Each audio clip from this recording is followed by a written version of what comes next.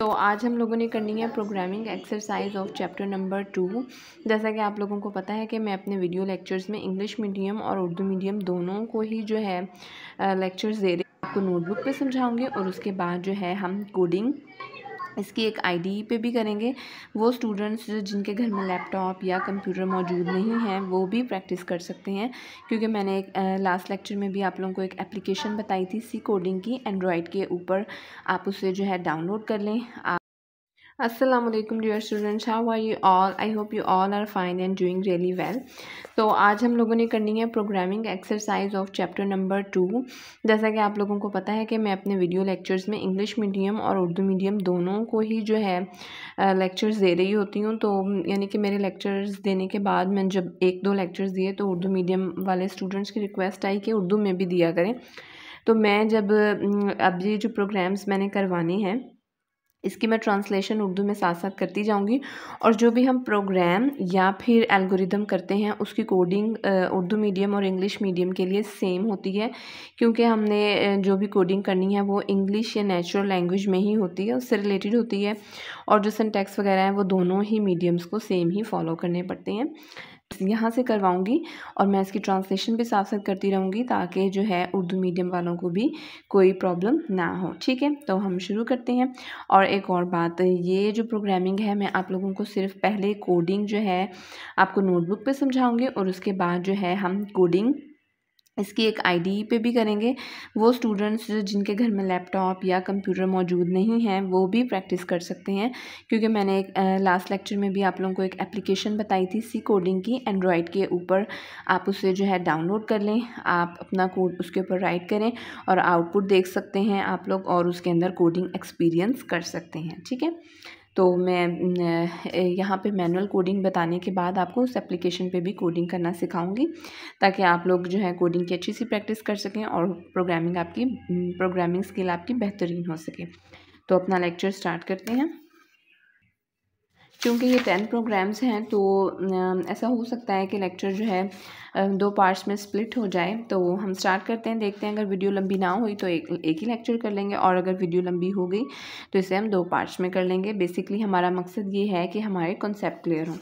पहला प्रोग्राम या एक्सरसाइज 1 देख लेते हैं चैप्टर नंबर 2 की। The criteria for calculation of wages in company in a given is given below. इसमें बेसिकली जो है एक कंपनी है, उसमें जो है एम्प्लॉय को सैलरी दी जाती है। तो सैलरी जिन रूल्स के अकॉर्डिंग दी जाती है, यहाँ पे कुछ रूल्स बताए गए हैं। बेसिक सैलरी कैलकुलेट होती है पे रेट पर आवर, यानी 1 घंटे का क्या रेट है। वर्किंग आवर्स ऑफ एम्प्लॉय, और टोटल इसने कितना काम किया, कितने घंटे काम किया है। ओवर टाइम सैलरी भी पे की जाती है। ओवर टाइम पे रेट, और कितने घंटे उसने काम किया है। टोटल सैलरी क्या हो जाएगी, बेसिक सैलरी और ओवर टाइम सैलरी को हम सम कर देंगे। तो यहाँ पे सारे फार्मूलाज उसने जो है एग्जामिनर ने हमें खुद ही दे दिए। तो अच्छा, हमने क्या करना है, कितना write an program that should take working hours. आपने एक प्रोग्राम लिखना है जो कि इनपुट ले working hours, over time hours of employee as input. The program should calculate the display total salary of the employee. यहाँ पे तो हमें सिर्फ working hour over time hours कहा गया है ना, लेकिन हमने वो चीज़ें इनपुट लेनी होती हैं जिनकी हमें फार्मूलाज में ज़रूरत हो। ठीक है, तो अब हम सबसे पहले देख लेते हैं बेसिक पे जब हमने कैलकुलेट करनी है तो हमें रेट और आवर्स बेसिक के पता होने चाहिए। 2 इनपुट हो गई। इसी तरह हमें ओवर टाइम पे रेट और आवर्स पता होने चाहिए। ये दोनों चीज़ें कैलकुलेट हो जाएंगी। ये तो ऑलरेडी मौजूद होंगी क्योंकि हमने कैलकुलेट कर लिया, तो इन्हें हमें इनपुट लेने की ज़रूरत नहीं। हमने 4 चीज़ें इनपुट लेनी है, पे रेट पर आवर और working hours of employ, over pay rate, over hours of employ. अब हमें ये तो पता चल गया हमने क्या इनपुट लेना है। दूसरी अहम बात कि हमने किस टाइप का डाटा लेना है। तो देखिए, आवर्स हैं तो ऐसे भी हो सकते हैं, ऐसे नहीं हो सकता कि 1 घंटा पूरा काम किया, ऐसे भी हो सकता है 1.5 आवर काम किया हो या 2.5 आवर काम किया हो। तो फिर जो है हम इनपुट जो है उसके लिए डाटा टाइप जो यूज़ करेंगे कैलकुलेशन के लिए, वो हम फ्लोट की यूज़ करेंगे। ठीक है, अब हम प्रोग्राम की कोडिंग की तरफ चलते हैं। अच्छा, यहाँ सामने मैंने नोटबुक भी रख ली है और यहाँ हम जो है कोडिंग करते जाएंगे। सबसे पहले हमने हेडर फाइल्स इंक्लूड करनी है। जब भी आप लोगों ने प्रोग्रामिंग करनी है तो हेडर फाइल्स हमने जो है इंक्लूड करनी है।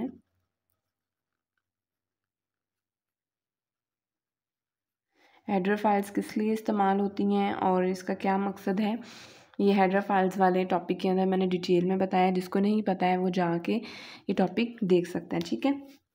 उसके बाद हमने वॉइड मेन यूज़ करना है।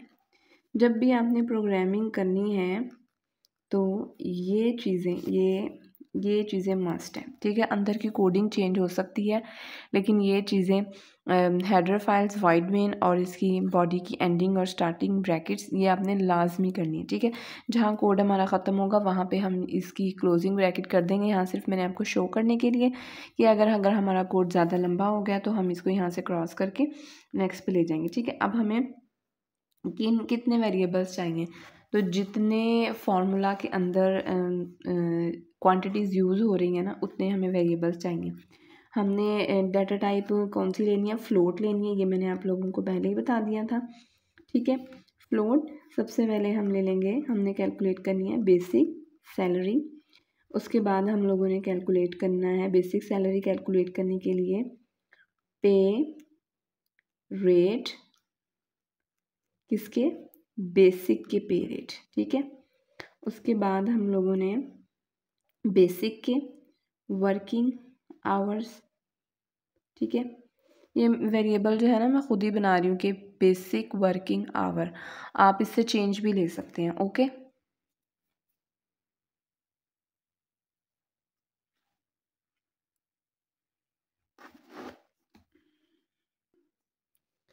उसके बाद हमने जो है ओवर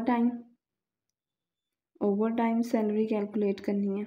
उसके लिए हम ओवर सैलरी ले लेंगे और over time pay rate calculate करना है, ओ रेट ले लेंगे, ठीक है। उसके बाद हमने ओवर टाइम वर्किंग आवर लेने हैं, तो बेसिक सैलरी और वो कैलकुलेट हो जाएगा ओवर टाइम सैलरी, तो हमें एक और वेरिएबल चाहिए होगा टोटल सैलरी के लिए, ठीक है। ये हमारे वेरिएबल्स हो गए हैं सारे। यहाँ पे हम सेमीकोलन लगाएंगे कि टर्मिनेशन हो गई है, ठीक। उसके बाद हमने इनपुट किन किन वेरिएबल्स की लेनी है, हमने इनपुट लेनी है बेसिक पे रेट और बेसिक वर्किंग आवर्स और ओवर टाइम पे रेट और ओवर टाइम वर्किंग आवर्स, ठीक है। फिर हम यहाँ पे सबसे पहले जो है मैसेज प्रिंट करवाएंगे कि एंटर क्या करना है, यूज़र ने स्क्रीन पे आना चाहिए प्रिंट एफ। यहाँ पे हम लिखेंगे एंटर बेसिक पे रेट एंड वर्किंग आवर्स।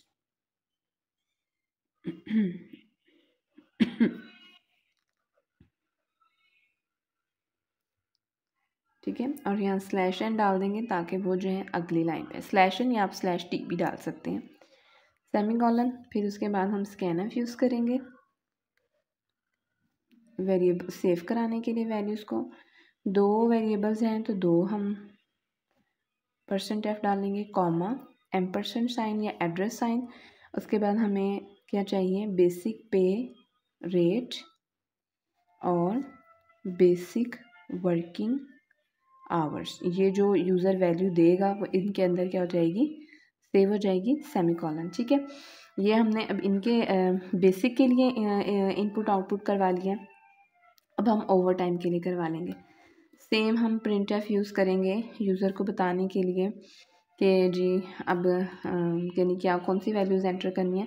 सबसे पहले हम स्लैश एन डाल लेंगे ताकि मैसेज अगली लाइन पे प्रिंट हो, मैसअप ना हो जाए, ठीक है। स्लैश एन डालेंगे, उससे क्या हो जाएगा, जो हमने वैल्यूज़ ली हैं उसके बाद अगली लाइन पे चला जाएगा कर्सर। हम यहाँ पे लिखेंगे enter over time pay rate and working hours, ठीक है। तो यहाँ पे आप चाहे स्लैश टी डाल लें या स्लैश एन डालें, जैसे आपको ठीक लगे देखने में। उसके बाद यहाँ पे हम स्कैनफ करवा लेंगे %f और यहाँ पे कौन से दो वेरिएबल हैं, ओवर टाइम पे रेट और over time working hours.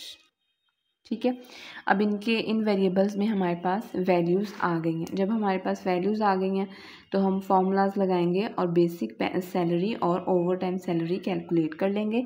Basic salary is equal to the overtime pay rate into overtime working hour. ठीक है, इसी तरह over time salary is equal to, यहाँ पे बेसिक आएगा, sorry, ठीक है, ये बेसिक पे रेट और बेसिक वर्किंग आवर आ जाएंगे। तो यहाँ पे ओवर टाइम पे रेट और ओवर टाइम वर्किंग आवर्स। ठीक हो गया। इसके बाद हम टोटल सैलरी भी कैलकुलेट कर लेंगे। वो हमारे पास क्या हो जाएगी, basic salary plus over time salary. तीनों चीज़ें हमारे पास कैलकुलेट हो गई हैं। अब हम क्या करवाएंगे, प्रिंट करवा लेंगे इनको। The program should calculate and display the total salary of employee. हमने बेसिक सैलरी और ओवर टाइम सैलरी कैलकुलेट तो की है क्योंकि हमें टोटल सैलरी कैलकुलेट करनी थी, लेकिन हमने आउटपुट में बेसिक सैलरी और output over time salary calculate नहीं करनी, क्योंकि स्टेटमेंट में हमें बताया गया है the program should calculate and display total salary. सिर्फ हमने क्या करना है, टोटल सैलरी प्रिंट करवानी है। तो हम यहाँ पे करेंगे प्रिंट एफ टोटल। ये जो कोड हमने नोटबुक पे लिखा है मैंने अब ये सामने लिख दिया है उसी आईडी पे, सी कोडिंग वाली पे, और उस पर मैं अब रन करूँगी। हम यहाँ पे बेसिक रेट जो है 100 एंटर करते हैं कि 1 घंटे का जो है 100 रुपीज़ पे किया जाता है। मैं छोटी वैल्यूज़ इसलिए लिख रही हूँ ताकि अंडरस्टैंडिंग में आपको अंडरस्टैंडिंग अच्छी हो जाए। और 5 जो है हम घंटे लिख लेते हैं। ठीक है, इसी तरह ओवर टाइम रेट 150 और उसके जो वर्किंग आवर्स हैं उसकी हम 5 लिख लेते हैं। फिर जैसे ये हम एंटर करेंगे हमारे पास टोटल सैलरी आ जाएगी। तो ये इसका कोड था जो मैंने आप लोगों को एंड्रॉयड एप्लीकेशन पे रन करना दिखा दिया है।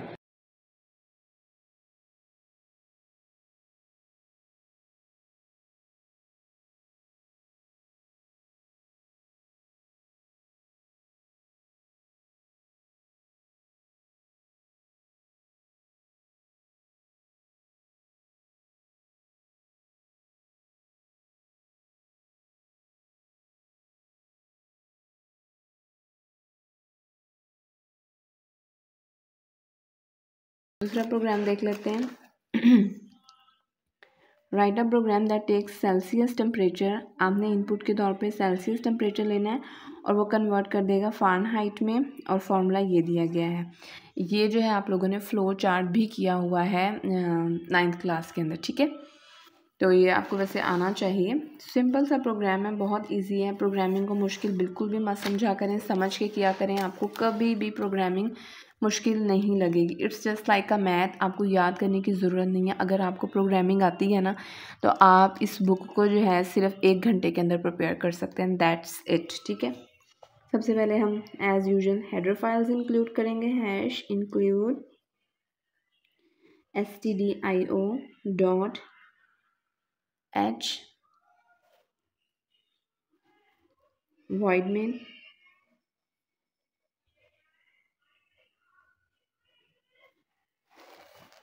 सबसे पहले हमने क्या करना है, वेरिएबल्स जो हैं हमने डिक्लेयर करवाने हैं। तो पॉइंट में भी आ सकती हैं वैल्यूज़, तो हम फ्लोट में करवाएंगे। फ्लोट सेल्सियस सी के लिए ले लेंगे और फ़ारेनहाइट एफ के लिए ले लेंगे। That's it.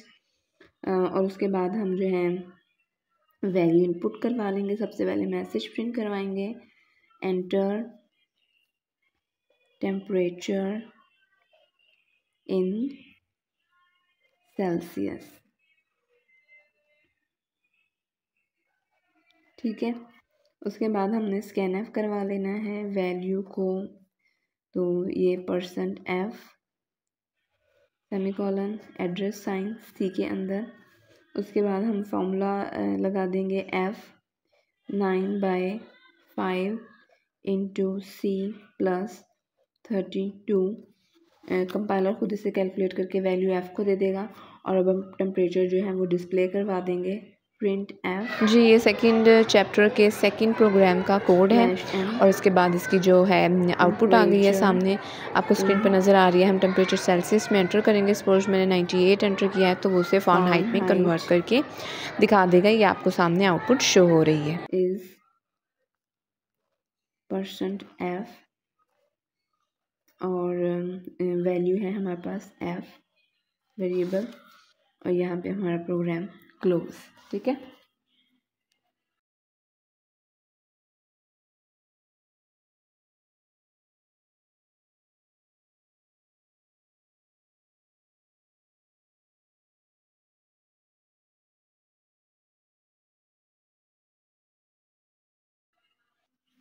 थर्ड एक्सरसाइज देख लेते हैं। कहते हैं write a program that displays output. ये वाली आउटपुट आनी चाहिए और यूजिंग सिंगल प्रिंट एफ। आपने सिर्फ simple single print F use करना है।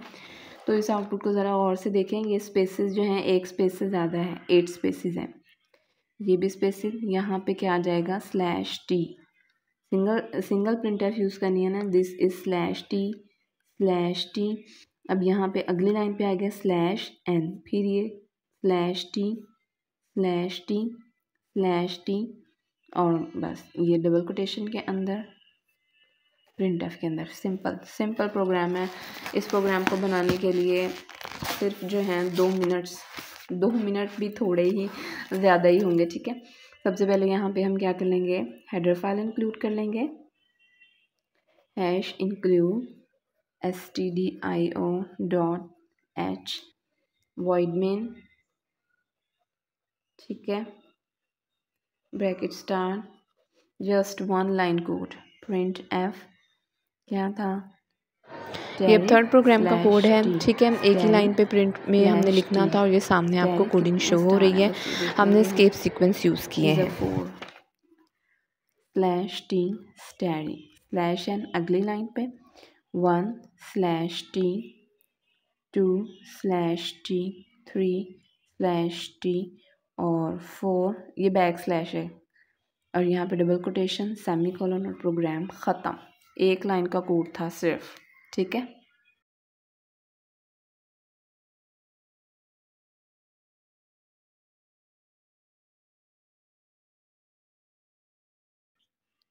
अगला प्रोग्राम देख लें। Write a program that display the following output using single printf. ये भी सिंगल प्रिंट एफ से ही है। यहाँ डबल कोटेशन आएगा I am a boy /n I live in Pakistan /n I am a proud Pakistani double quotation close semicolon. ठीक है। सबसे पहले हेडर फाइल्स इंक्लूड करेंगे। #include stdio.h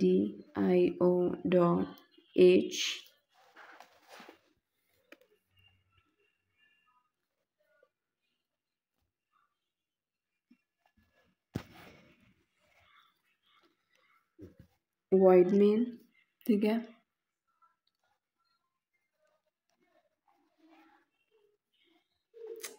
प्रिंट एफ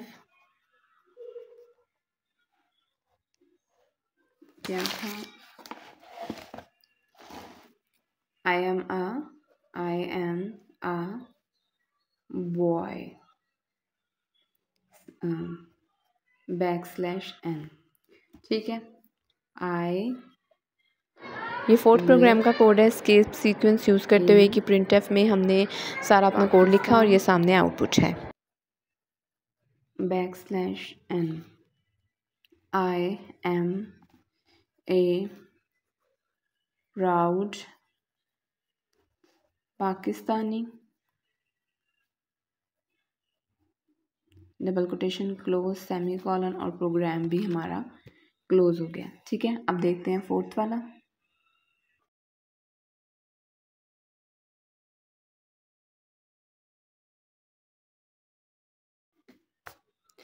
जी यहाँ पे स्टेटमेंट को रीड कर लेते हैं।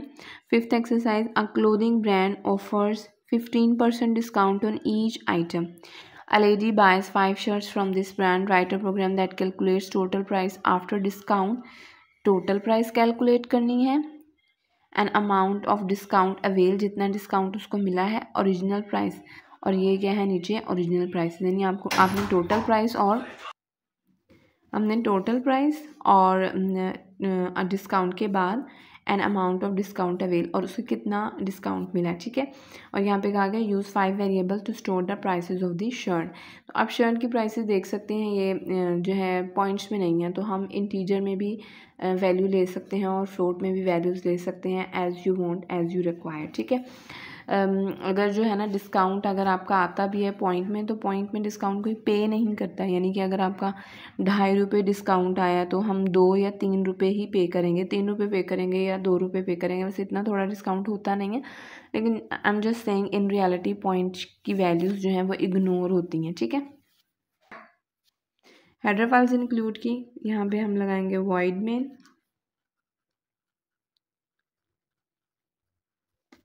ठीक है। मैं इंट में डाटा ले रही हूँ, int shirt1 s1 is equal to 423, s2 is equal to 320।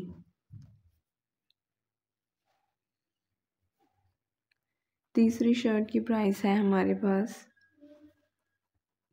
270,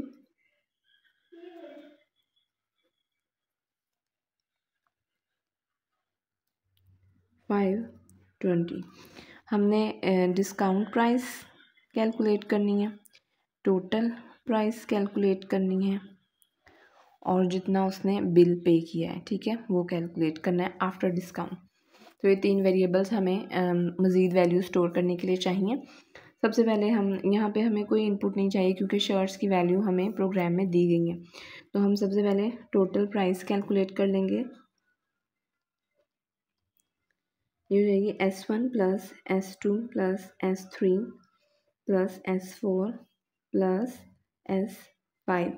total price calculate हो गई। तो अब हमने डिस्काउंट प्राइस निकाल लेनी है।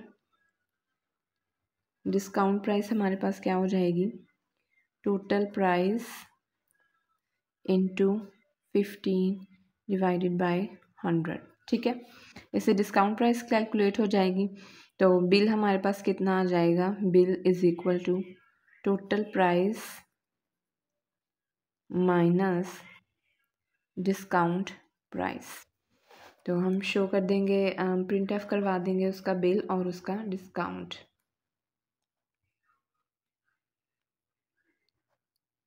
Discount is equal to %D/N total price is equal to %D/N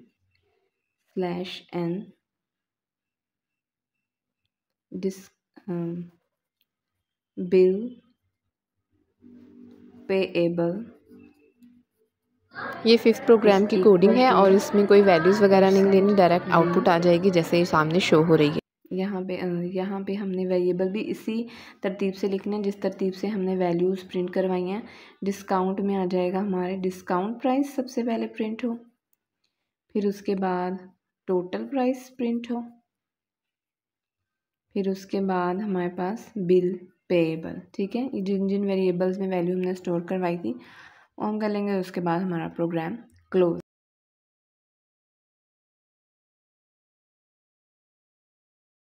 ठीक है।